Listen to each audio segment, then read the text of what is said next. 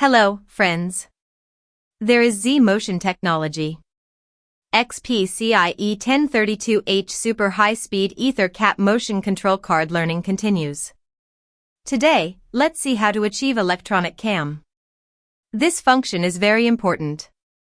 Before that, here are related former knowledge. Quick start the XPCIE1032H. Lesson 1 to Lesson 13. You can review them as you needed. Or other information, please contact us. At first, let's know what is electronic cam function. It simulates the mechanical cam through controlling servo motor by the controller.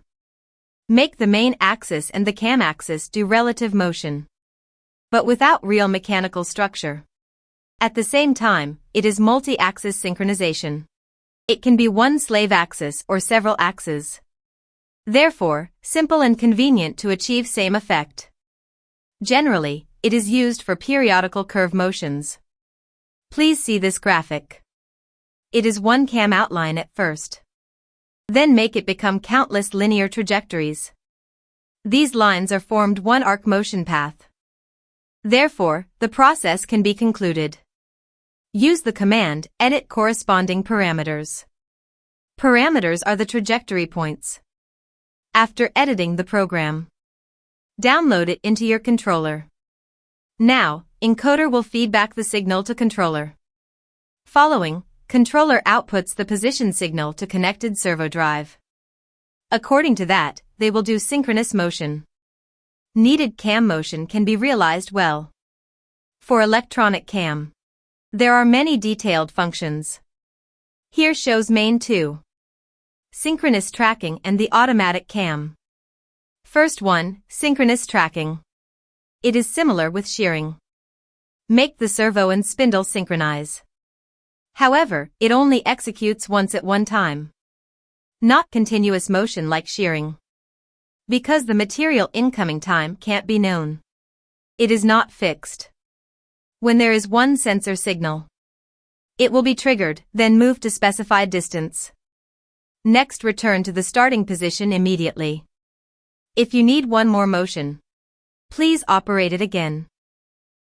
Synchronous tracking can be used in synchronous painting, bottle filling, material gripping, etc.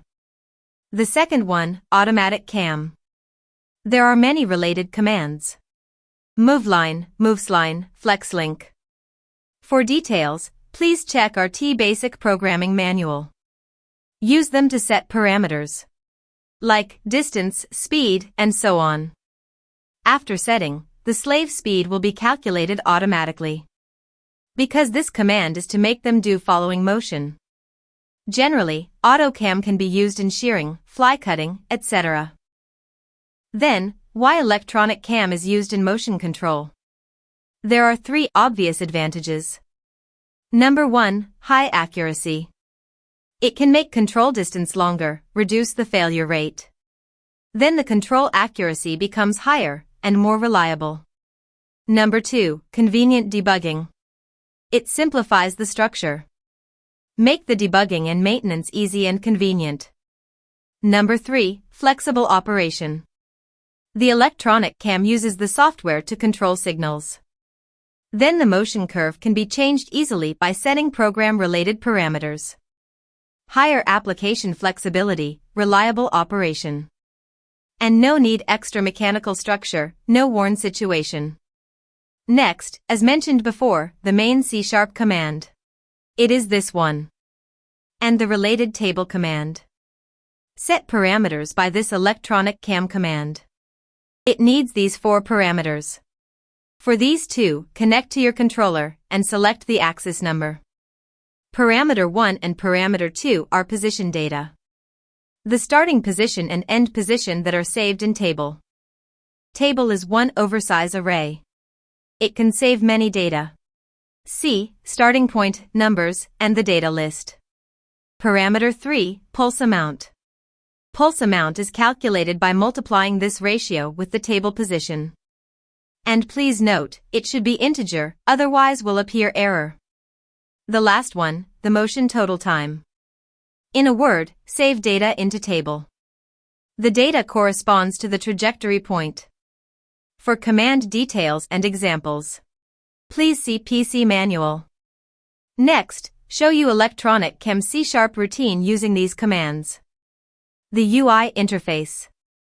As usual, the first step, connect to your XPCIE1032H. And corresponding connection state will be shown here.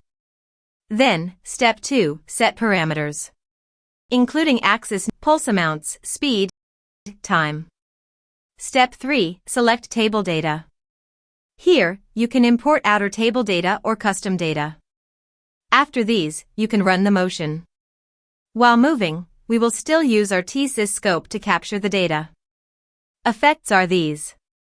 Left shows table data. Right shows custom data.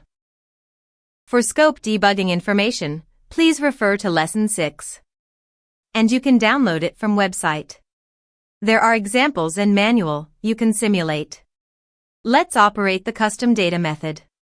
After connecting XPCIE1032H to RTSys and C#, click Custom Data and click Run. Scope is capturing. The electronic cam motion is achieved. Okay, now, electronic cam learning is over. You also can check the article from Zmotion website support. Thank you for your watching. If you are interested in XPCIE1032H card or other controllers, please contact us. See you next time.